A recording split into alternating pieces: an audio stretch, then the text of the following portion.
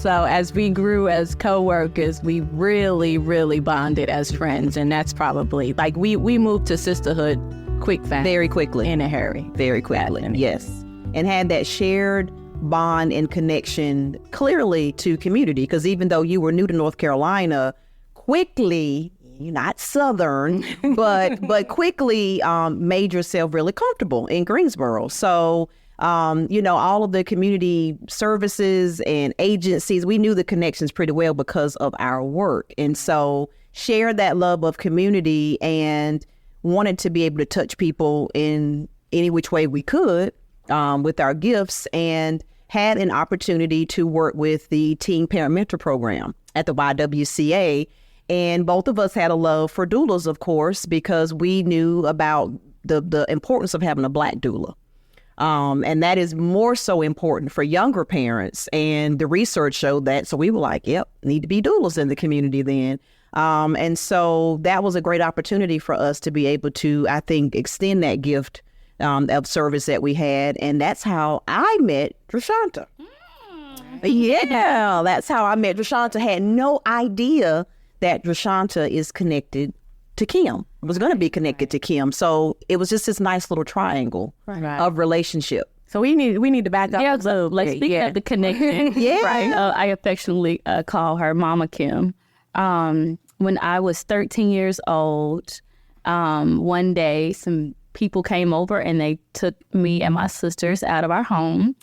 And I ended up at social services, and I didn't want to stay with my sisters. I did say, that comes from being the oldest sibling and having to carry so much weight and a burden. I really just didn't want to deal with it anymore. And it was a unique situation. So selfishly, I said, well, I don't really want to stay with them. I love them, but let me go figure out maybe what life is like somewhere else. So for the weekend, I stayed with my sisters, and they told me that my family was coming to pick me up afterwards. I think y'all might have been out of town or something like that. Mm-hmm. So Mama Kim picked me up from social services. I didn't know where we were going. I didn't know what I was expecting. She told me that, she had 3 children, 3 girls. I know their ages. She asked me what I wanted to eat for dinner. I said spaghetti. She went to Food Lion. She got the stuff to make the spaghetti. She made spaghetti. I met my new sisters and my new dad. And I had never really been around a traditional family with like a husband and a wife and kids. So I was the oldest and I fit right in. I think people really thought that I came from you and Papa Just. And everyone's name in the house, besides me and Mama Kim, their name starts with a J. And my name is DraShonta, so people just thought that my name was like DraShonta with a J. So it just kind of went together. So she picked me up that day, and she has never, ever put me down since then. That was, I'm 34, I was 13 then. So it was quite a journey. And Miss Sebrina, I met her in the library at Page High School. I was 17 and pregnant, and I don't know. I didn't know what I was doing or where I was going.